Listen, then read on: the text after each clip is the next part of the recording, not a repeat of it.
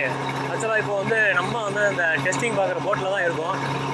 போட்டில் ஏறினோடனே இன்ஜின் விஷயங்கள்லாம் கரெக்டாக வருதா, ஆயிலெலாம் கரெக்டாக வருதா, ஃபுல்லாக இவ்வளோ ஒரு 10-15 நிமிஷம் நம்மளை செக் பண்ணாங்க. அதுக்கடுத்து இப்போ வந்து போட் எடுத்து கடலில் கொண்டு போக போகிறாங்க. ஸோ போட்டு கடலில் வந்து எப்படி பர்ஃபார்மன்ஸ் பண்ணுது, நம்ம கார் செக் பண்ணுற மாதிரி தான். ரிவர்ஸு, ஃப்ரண்ட்டு, லெஃப்ட், ரைட்டு எல்லாம் எடுத்து நல்லா ஸ்மூத்தாக போதா எல்லாத்தையும் செக் பண்ணுறாங்க. ஸோ இந்த பர்பஸ்க்காக தான் இப்போ எடுத்துருக்காங்க. ஒரு 10 நிமிஷம் வந்து போட்டில் என்ன ப்ராசஸ் நடக்குது அதை தான் இப்போ எங்கள் கூட சேர்ந்து நீங்களும் ட்ரூவாக பார்க்க போகிறீங்க. வாங்க ஒன்று விடாமல் எல்லாத்தையும் வாட்ச் பண்ணுவோம்.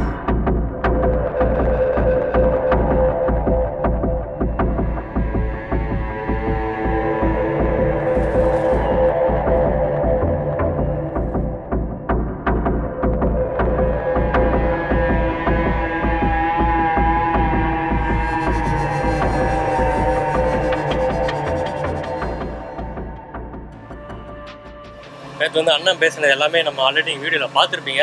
ஸோ இப்போ வந்து ட்ரையலுக்காக அண்ணன் வந்து உள்ளே கூட்டு போயிட்டு இருக்காரு. ஸோ போட் வந்து எப்படி இப்படிலாம் வேலை செய்யுது, ப்ராப்பராக இருக்கா, இன்ஜின் வந்து மைலேஜில் எவ்வளோ தெரியுது எல்லாமே டீட்டெயிலாக செக் பண்ணிட்டு இருந்தார். ஸோ சொல்லுங்கண்ணா. வணக்கண்ணே. வணக்கம். இப்போ நீங்கள் திரும்பி போட்டு வந்து எல்லாமே ரெடி பண்ணி கொண்டு வந்துருக்கீங்க கடலில். ஆமாம். இப்போ என்ன மாதிரி விஷயங்கள்லாம் செக் பண்ணுவீங்க? கம்ப்ளீட்டாக இன்ஜின், அப்புறம் ஜென்ரேட்டரு, அப்புறம் ஸ்டீரிங் எல்லாமே பர்ஃபெக்டாக இருக்கா அப்படின்னு சொல்லி நாங்கள் பார்த்துக்குருவோம். நான் உள்ளே போயிட்டு நாங்கள் ஃபிஷிங் பண்ணிச்சா ரோப் எதாவது அத்துட்டுன்னு வச்சுக்கோங்களேன், நாங்கள் போயிட்டு ஒரு மீன் பிடிக்காமல் சும்மா வர வேண்டிய இருக்கும். ஸோ ஆட்களுக்கும் ஒன்றும் கிடைக்காது, எங்களுக்கும் ஒன்றும் கிடைக்காது, லாஸ் ஆயிரும். ஆமாம், ஒரு டே வேஸ்ட்டு, ஃபியூல் வேஸ்ட்டு எல்லாமே வேஸ்ட் ஆயிரும். அதனால் அதுவும் எங்களுக்கு கரெக்டாக இருக்கணும், இதுவும் கரெக்டாக இருக்கணும். ரெண்டும் கரெக்டாக இருந்தால் தான் நாங்கள் தொழிலே பார்க்க முடியும். ஒரு தடவை உள்ளே போயிட்டு வரனா எவ்வளோ ஃபியூல் செலவாகும்? எத்தனை நாள் கழிச்சு வருவீங்க? இப்போ தூத்துக்குடி நாங்கள் போகிறது வந்து ஒன் டே தான். மார்னிங் போனால் நைட் உள்ளே வந்துடும். அதான் தூத்துக்குடியில் உள்ள ரூல்ஸு. நாங்கள் போயிட்டு வர்றதுக்கு இப்போ சின்ன போட்டு இந்த மாதிரி என் போட்டு சைஸ் பார்த்தீங்கன்னா ஒரு 400 to 500 லிட்டர்ஸ் டீசல் மினிமம் வேணும். 400 to 500 லிட்டர்ஸ் மினிமம் வேணும். அப்படின்னா தான் நாங்கள் போயிட்டு நைட்டு வந்து ரீச் பண்ண முடியும். அப்படி நீங்கள் இமேஜின் பண்ணி பாருங்கள், 500 லிட்டர் டீசல்னால் என்ன ரேட் ஆச்சு பாருங்கள். அரௌண்ட் 50,000 டீசல் மட்டும் நாங்கள் போடணும். அதுக்கப்புறம் ஐஸ் போட வேண்டியிருக்கு. ஐஸ் போட்டால் தான் நாங்கள் மீன் வந்து அதை கெட்டு போகாமல் நாங்கள் பாதுகாத்து கொண்டு வர முடியும். அதுபோக ஆட்களுக்கு சாப்பாடு, அந்த ப்ரொவிஷன்ஸ் அதெல்லாம் இருக்குது. எல்லா செலவும் போக ஏதாவது எங்களுக்கு கிடைச்சாதான் உண்டு. இப்போ நம்ம கார்லாம் கிலோமீட்டர் கணக்கில் மைலேஜ் மாதிரி கணக்குவோம். இதில் எப்படி கால்குலேட் பண்ணுவீங்க? இது மைல், நாட்டிக்கல் மைல் தான். இது மைல் கணக்கு. மைல் கணக்கு. மைலுக்கு எத்தனை லிட்டர் வருதுன்னு பார்ப்பீங்க? இல்லை, அது நம்ம கரெக்டாக பார்க்க முடியாது. ஹவர்ஸ் கணக்கு தான். ஒரு மணி நேரத்துக்கு இது லிட்டர் அப்படின்னு பார்ப்போம். இப்போ வந்தோன்னா பார்த்தா நீங்கள் வந்து போட் வெளியே வந்தோன்னா மாலை போட்டு பூஜை மாதிரிலாம் பண்ணீங்க. ஆமாம். அது என்ன மாதிரி சடங்கு? அது நம்ம ரிலிஜனே உள்ளதான், நமக்குன்னு உரிய சடங்கு. ஆமாம். நான் எப்படி பண்ணுறீங்க? அது நாங்கள் வந்து ஃபஸ்ட் டைம் திரும்ப உள்ளே செக் பண்ண போச்சுல, எத்தவள மாதா கோயில் இருக்கும். கோயிலில் பார்த்துட்டு தான் நாங்கள் வெளியே வருவோம் எப்போதுமே. அதனால் மாதா கும்பிட்டு நாங்கள் கடலுக்கு போவோம். இது வந்து எங்கள் ரொட்டீன் வருது. எப்போவுமே வந்து ஒரு தடவை போட்டு வந்து சர்வீஸ் பண்ணால் திருப்பி வரும்போது மாலை போட்டு இதே மாதிரி மாதா கோயில் முன்னாடி வந்து ஆமாம் மாலை போட்டு எடுத்துகிட்டு ஆமாம் ஆமாம் ஆமாம். சரி, ஓகேண்ணா. இதை தவிர்த்து வேறு என்ன விஷயங்கள்லாம் நீங்கள் சொல்லுவீங்க? ஏன்னா மக்களுக்கு நிறைய பேர் வந்து மீனவர்கள் வர கஷ்டம் தெரியாது. வேறு ஏதாவது நீங்கள் சொல்ல வேண்டியது விரும்புகிறது? மக்கள் வந்து ரொம்ப ஈஸியாக போய் பிடிச்சிட்டு வரேன்னு நினைப்பாங்க. ஆனால் இது உண்மையிலே ரொம்ப கஷ்டமான தொழில். காலைல போயிட்டு நைட்டு வரணும், போயிட்டு உள்ளே வந்தால் தான் உண்டு அந்த மாதிரி ஒரு தொழில். ஆனால் வெளியேருந்து பார்க்கறவங்களுக்கு யாருக்குமே தெரியாது. உள்ளே வந்து பார்த்தா தான் உள்ளே உள்ள கஷ்டங்கள் தெரியும். நம்ம நிறைய பேர் வந்து ஒரு பிஸ்னஸ் பண்ணுறாங்கன்னா அவங்களுக்கு அடுத்து அந்த தொழிலையும் பிஸ்னஸையும் அவங்க சந்ததியினர் பண்ணணும்னு ஆசைப்படுவாங்க. ஆனால் இந்த தொழிலில் மட்டும்தான் நம்ம பிள்ளைங்களை படித்து வேறு நல்லா தொழில் போட்டுன்னு நினைக்கிறாங்க. ஆமாம். அது வந்து உண்மையிலே பிள்ளைங்க மேலே இருக்கிற கேர்னால சொல்கிறது இல்லைங்களா? ஆமாம். நாங்கள் பட்ட கஷ்டம் பிள்ளைகள் படக்கூடாது. உண்மையில தான் நம்ம பட்ட கஷ்டம் வந்து நம்மளோட 2 நாளாக பார்த்துட்டு இருக்கீங்க. நாங்கள் சாப்பிட கூட எங்களுக்கு டைம் கிடைக்கும். வேலைன்னு வந்துட்டு அங்கே தான் கிடக்கொண்டே இருக்கும். எங்கள் ஸ்கூலுக்கு பிள்ளைகள் போகிற கூட நாங்கள் போய் விட முடியாத கண்டிஷனில் இருக்குது. இன்றைக்கி முதல் நாள் ஓப்பனிங் டே ஸ்கூலு. என் மகன் அழுது தான் இருக்கா, போய் கூட முடியல. நான் இங்கே தான் கிடக்கேன் காலிலேருந்து. நமக்கு இதான் முக்கியம். இதான். ஆமாம்.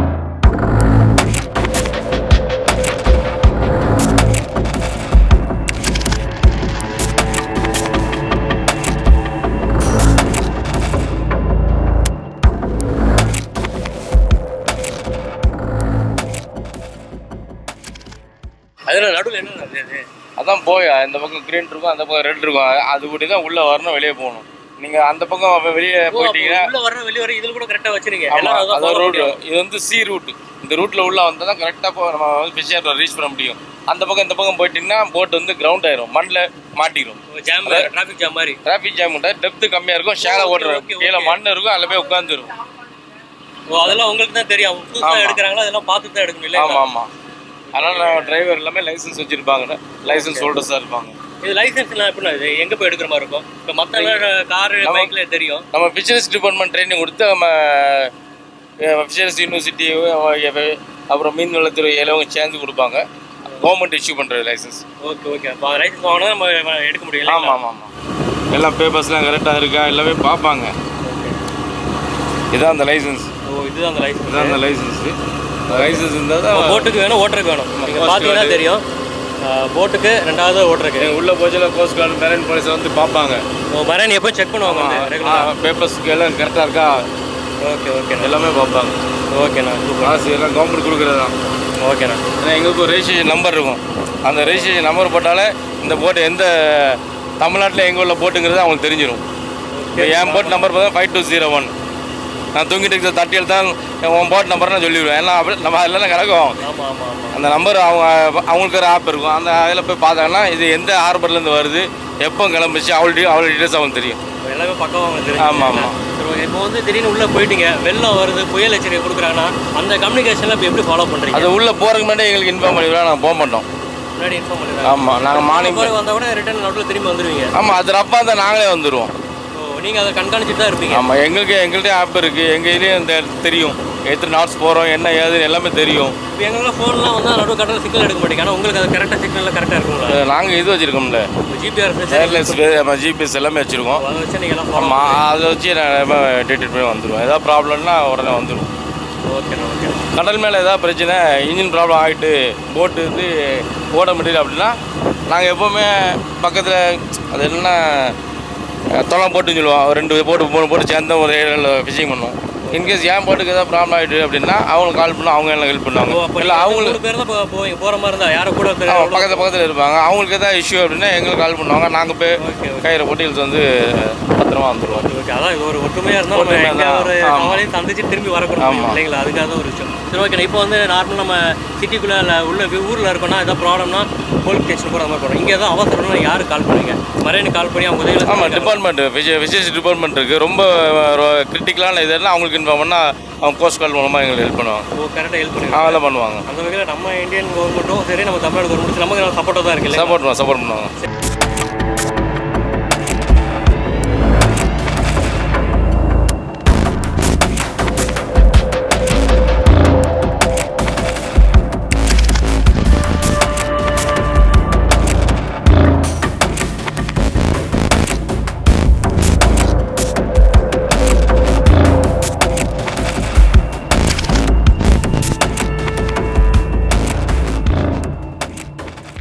இப்போ நீங்கள் வந்து இத்தனை வருஷமாக தொழில் இருக்கீங்க. நீங்கள் ஆரம்ப கட்ட காலங்களில் உங்கள் அப்பா கூட போகும்போது இருந்த போட்டிகள் இப்போ அதிகமாக தான் இருக்குன்னு சொல்லணும். ஸோ அப்போ இருந்ததுக்கு இப்போ இருந்ததுக்கு என்னென்ன டிஃப்ரெண்ட் நீங்கள் பார்க்குறீங்க? நிறைய நியூ டெக்னிக்ஸ் நாங்கள் யூஸ் பண்ணிட்டுருக்கோம். முன்னால் அதெல்லாம் கிடையாது, இப்போ நிறைய யூஸ் பண்ணிட்டுருக்கோம். ஓகே.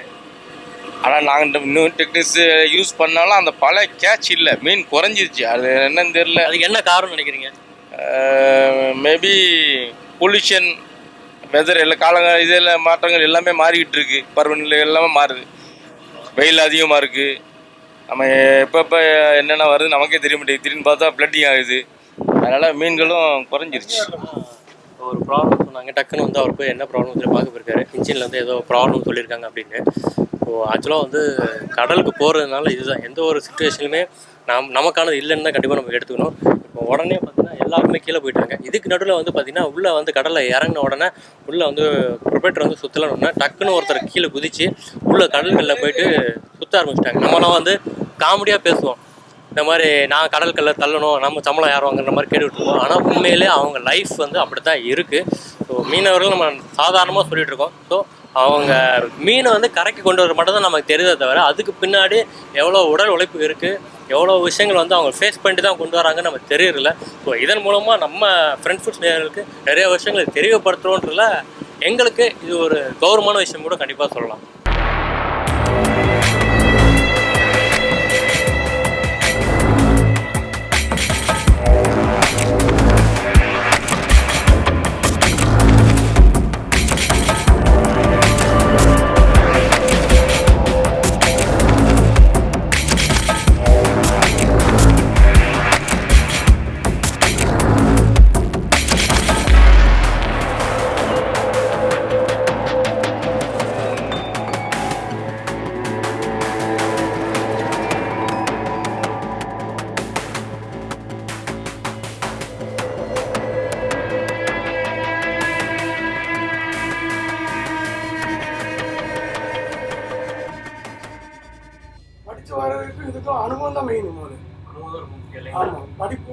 சரி வேணும், அனுபவம் தான் வேணும்.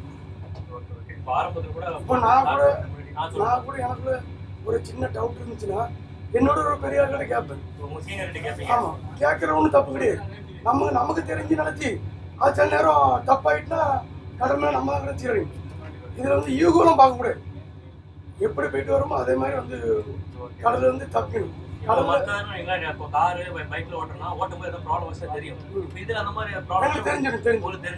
என்ன ப்ராப்ளம் வருது என்ன. ஆமாம், இப்போ பெப்பரில் ஏதாவது வலை, இந்த கடலை மிதந்து வரும்ல வலை கயிறு, இது வந்து எங்களுக்கு இந்த ஸ்டீரிங்கில் அப்படியே வைப்ரேட் ஆகும். ஸ்டீரிங் தெரிஞ்சு வைப்ரேட் ஆயிரும். ரன்னிங் போகாது. உடனே டக்குன்னு ஆஃப் ஆகி அதுக்கு ஆள் இருப்பாங்க தண்ணி குழி விடுறது, அவங்க வந்து இறங்கி பார்ப்பாங்க. வேற என்ன மாதிரி காமனான ஒரு பிரச்சனை, என்ன பிரச்சனை வரும் நீங்க பார்த்த வரைக்கும்? என்ன பிரச்சனைனா இன்ஜின் இந்த மாதிரி தான். இயற்கையை வந்து அது சொல்ல முடியாது. மழை புயல் அந்த மாதிரி. ஆமா, அந்த மாதிரி டைம்ல ஏன்டா கடலுக்கு வந்து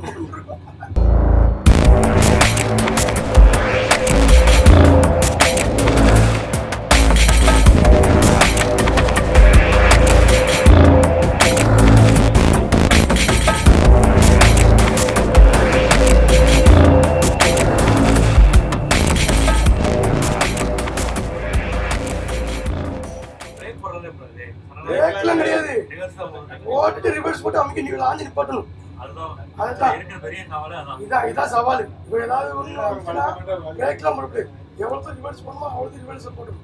இப்போ தான் ஹைட்டாலி சறுக்கி முன்னே நார்மல் சறுக்கி வந்து ரிவர்ஸ் போட்டு சறுக்கி ரொம்ப சுத்தம், கையெல்லாம் உடச்சு விட்டுருக்கு. ஆமாம், இப்போ வந்ததுக்கப்புறம் இது ஹைட்டாலுக்கு வந்ததுக்கப்புறம் ஒரு ஈஸி. ரொம்ப கஷ்டப்பட்டு அதுதான் சொல்றேன். முன்னோர்கள் மறக்கக்கூடாதுன்னு சொல்றேன். நம்ம சும்மா நாசுக்காக ஓட்டுறோம். எவ்வளவு கஷ்டப்பட்டிருப்பாங்க, அவ்வளவு ஓட்டியிருப்பாங்க. அது இயற்கையோட இருந்து நம்ம இப்போ விஞ்ஞானம் மூலியமா போறதுனால நமக்கு இதாயிட்டு. ரொம்ப நன்றி. தேங்க்ஸ்.